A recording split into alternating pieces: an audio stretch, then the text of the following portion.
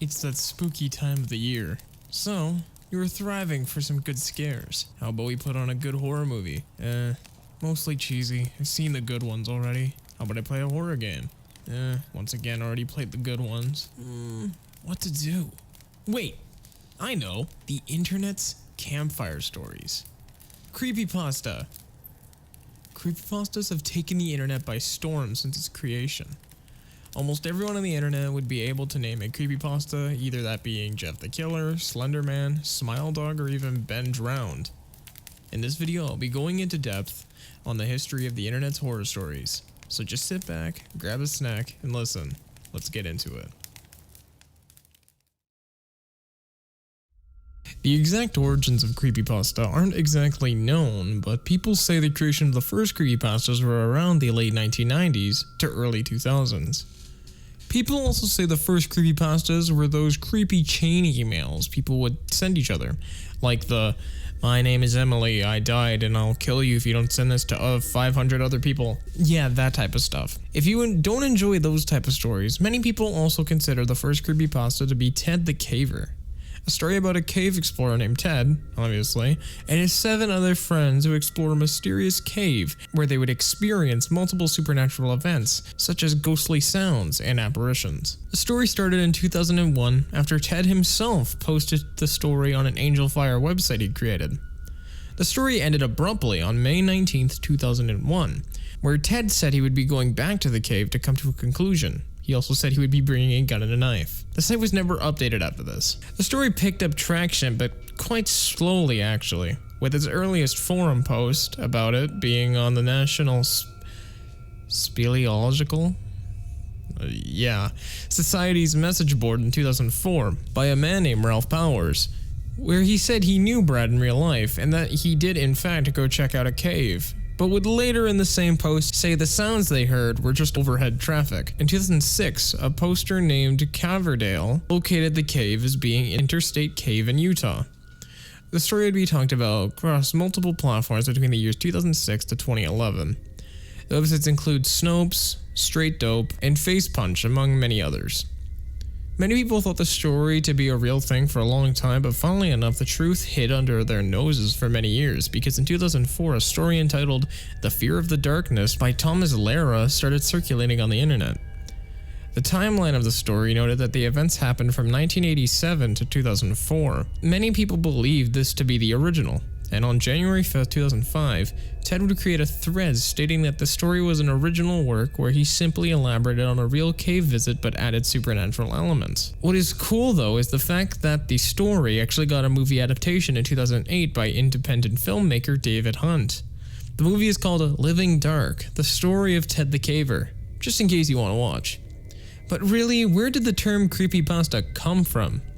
Creepypasta is the formation of the words creepy and copypasta. The term was coined on 4chan in 2007. But what is a copypasta? A copypasta is a term for a block of text that is meant to be copy and pasted across the internet. Get it? Copy, paste, copypasta. The term copypasta was originally coined on 4chan in 2006. Many other early creepypastas consist of stuff like rituals, personal anecdotes, or stories about urban legends such as the Bunny Man. To thrive as a creepypasta creator back in the day, your stories had to feel at least a little realistic to get the reposts. Once again, I bring up 4chan because many early creepypastas were posted on the X board of 4chan. Many websites started to sprout out because of the popularity of creepypastas, including creepypasta.com in 2008 and the Creepypasta Wiki and the r/NoSleep Reddit in 2010. With these websites being able to archive creepypasta, this really boosted the popularity by tenfold. Creepypasta started gaining massive popularity in the 2010s, with 2010 actually being its peak year. Where in this time period, creepypastas were created up the ass, with some being amazing and others being absolutely horrible. To be honest, I feel the actual reasoning behind many being bad was because of the easy access to writing programs to little kids, but that's just what I think. In this time period, 4 subgenres of creepypasta made themselves heard. These being the Lost Episode creepypasta, the video game creepypasta, the psychotic killer creepypasta, and the supernatural creepypasta. The lost episode creepypasta subgenre consists of stories based around forms of lost media that mostly feature cartoon episodes that were too graphic for airing. Examples of the genre include Squidward's Suicide, a story about a lost episode of the Nickelodeon cartoon SpongeBob SquarePants that was supposed to air in season 4. The episode consists of SpongeBob's clarinet-playing melancholic neighbor, Squidward, supposedly killing himself with a shotgun. The story is told by an intern who worked at Nickelodeon, about a time where they watched the episode to review for airing, but weren't expecting to see these graphic themes in a kids' show. Another story in the genre is Dead Bart. The story consists of an episode of the American animated comedy The Simpsons that was cut from airing. The story says if you asked creator Matt Groening about the episode, he would hand you a paper with a download link to the episode and ask you to never talk about this again. The episode shows Bart being sucked out of a plane and falling 50 feet to his death, with the first act ending on a frame of an ultra-realistic picture of dead Bart Simpson. Act 2 consisted of the family all sitting around the table, weeping and mourning Bart. Act 3 plays a little title card saying that it's 1 year has passed, then shows the family still sitting around the table mourning Bart. They all become skeletally thin. They all decided to go to Bart's grave.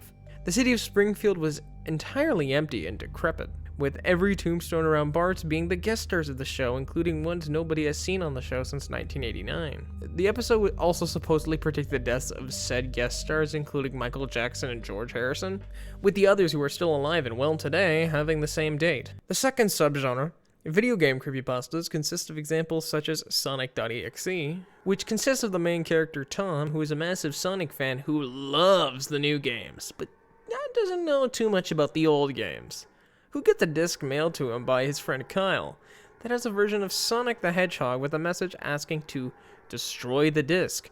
Obviously, in horror story fashion, Tom played the game, where he would experience multiple scary and spooky events. The game is stated in the story to be haunted by an evil Sonic named Sonic.exe. The first 2 levels are the obvious edgy stuff. Then the last one, with this crazy twist, has a bloodied Sonic plush on his bed after he finished the game. Spooky, right? You can see why I have an issue with this story. The second example, and a way better story in my opinion, is Ben Drowned. Ben Drowned is a story about a haunted version of the game The Legend of Zelda Majora's Mask. The game at first seems simply broken and glitched, but later on many things occur, such as the eerie reversed background music, stages not loading up properly, and Link just literally being engulfed in flames out of nowhere. Also, that Link statue that follows you around everywhere. Yeah, I don't like it. The story would also have a video series on YouTube by the creator of the story. It is very interesting, and you guys should check it out if you haven't. The third category is the psychotic killer category. It's pretty self-explanatory. Psychotic killers. 2 famous examples of this category include Jeff the Killer. Before I continue, I bet a lot of you already know who this character is and what he looks like, but I think at the same time many of you don't know what the story is like and how dog shit it is. Like, the picture is so scary and perfect for a killer, but oh, what the his story is stupid.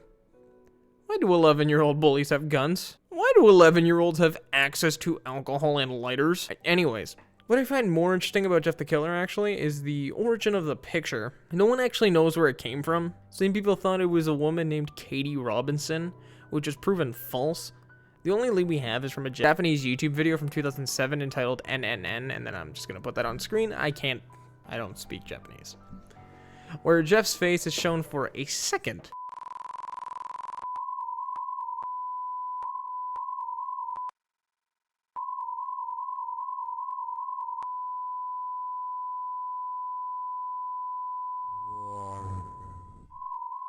Besides this, no one has a single idea where the image is from.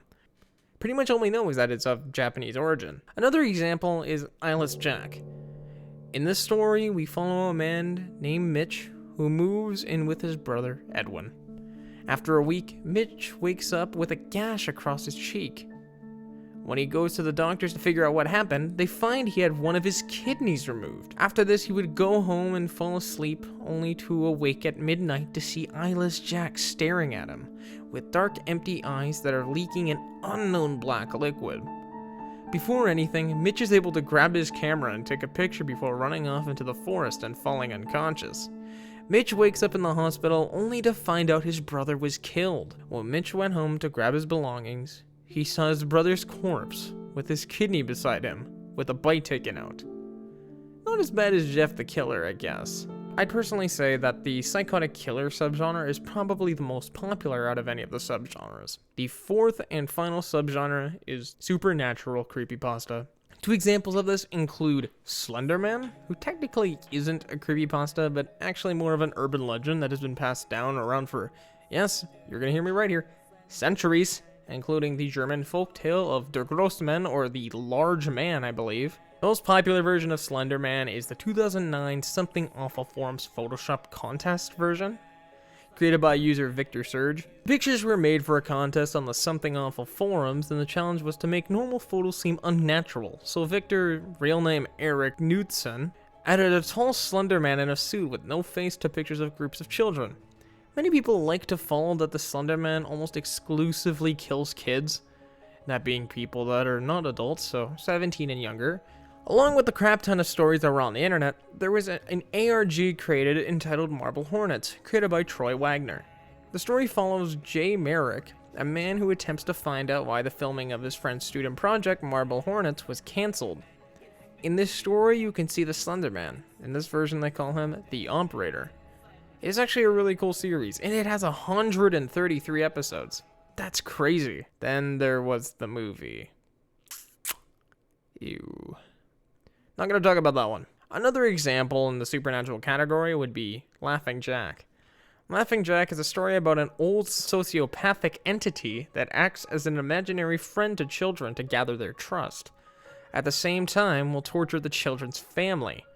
Jack would bribe the child with things such as candy. The centuries-old sociopath was created by Steve Eikens, known on the internet as Snuff Bomb. Laughing Jack is another one of the extremely famous creepypastas, even rivaling Jeff the Killer and Slender Man. Creepypasta peaked in 2010, with a steady decrease ever since, with most creepypastas becoming more serious and more natural once again, instead of the supernatural, just literal impossible stories. Like, how would anyone believe that Matt Groening would just give you a link on a piece of paper of just Bart dying? Like, how the hell does someone remember a link digit by digit? Anyways, one of the biggest ways people consume creepypastas besides reading was YouTube videos, with some of the most prominent creepypasta readers being Mr. Creepypasta and CreepsMcPasta. But even though with the many amazing stories that were created through creepypasta, it also has many cringy things, including some very, very, sorry for my language, fucked up shit. So, just let me get into that. So where do I start? A lot of creepypastas are just poorly written, like Sonic.exe or Jeff the Killer. I'll give you one example from both. So, Sonic.exe. In this letter he gets from his friend Kyle, he says he recognized it because of his handwriting, but then he said that it was very dirty, unlike his usual handwriting. Totally not, because in that same paper it says it's signed Kyle. Anyways, also Tom brings up the same facts a lot. I know this doesn't make it worse, but makes the story very slow. He brings up multiple times that he's a huge Sonic fan. I kind of just noticed this while actually editing this video. After rereading the story of Sonic.exe, I realized at the start he says, I like the newer games, but I don't mind playing the classics, implying that he doesn't really care for the classics. Yet later on in the story, he says himself, I was like, awesome, because like I said earlier, I like the classics. Just thought that'd be something to add to this. Also, this is a massive trend in these to have hyper-realistic blood. Like, I get it, blood, but why does it always, and I mean always, have to be hyper-realistic? Oh wait, I remember. Because it is spooky. Here are just a few funny lines I found in this story. And then another weird thing happened. The save file select from Sonic the Hedgehog 3 popped up, and I was like, WTF? What's this doing in the first Sonic game? What freaked me out more was the character select. It showed only Tails, Knuckles, and to my surprise, Dr. Robotnik. Now I was sure that something was up. I mean, how can you play as Robotnik in a classic Sonic game, for crying out loud? That's when I realized this wasn't a glitchy game. It was a hacked game. This quote implies that nothing else that happened before beats this game. Nothing else that happened before, including a version of the title screen where it shows blood leaking out of Sonic's eyes at like copyright Sega 666. That doesn't make the game hacked or modded, but the fact that you can play Dr. Robotnik does. And also, even if you weren't going off that, the fact that he has the Sonic 3 file select in the first Sonic game, but the second he sees Robotnik, he fucking loses his shit. Okay, anyways, next one. Jeff the Killer. Oh my god, where do I get started? So, okay, here, just listen. So when Jeff and Liu, yes, his brother Liu, L-I-U, get to the new house, they meet their new neighbor, Barbara, who then later invites both of them to her son's birthday party. I don't know about you, but personally, when I would have a birthday party, I would not say I would like to have my friends invited. Her kid has no idea who the fuck Jeff and Liu are. They just moved into the neighborhood. I personally wouldn't feel comfortable if my mother just invited some random kids on my block to my birthday party. Jeff even felt uncomfortable, but instead of saying something like, I don't want to go, he says, hey mom, I'm not fucking stupid. Obviously not exactly like that, but like, huh? What? What's the correlation? Is Jeff too smart for birthday parties? Another thing that is kind of funny is when Jeff gets a feeling, it just said as a feeling. It is only described as a feeling, nothing more than a feeling. Oh yeah, he says feeling every 5 goddamn seconds like I just did. Also, when Jeff beats up the bullies, he is said to have some fucking ninja skills and took the knife as he was about to get stabbed.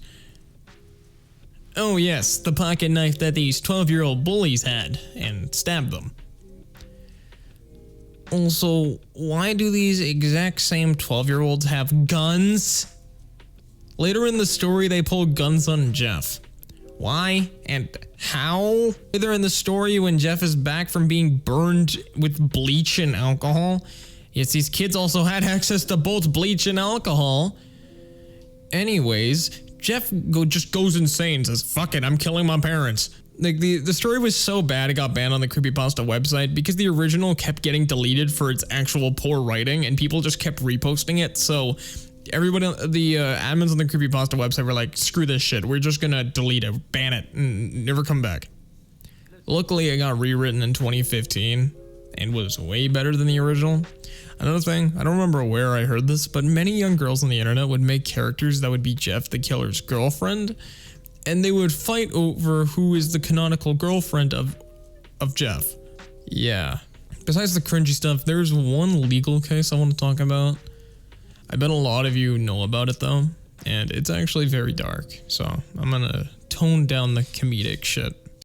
Breaking right now at 5, 40 years in a mental institution. The sentence for Morgan Geyser, charged in the Slender Man stabbing case.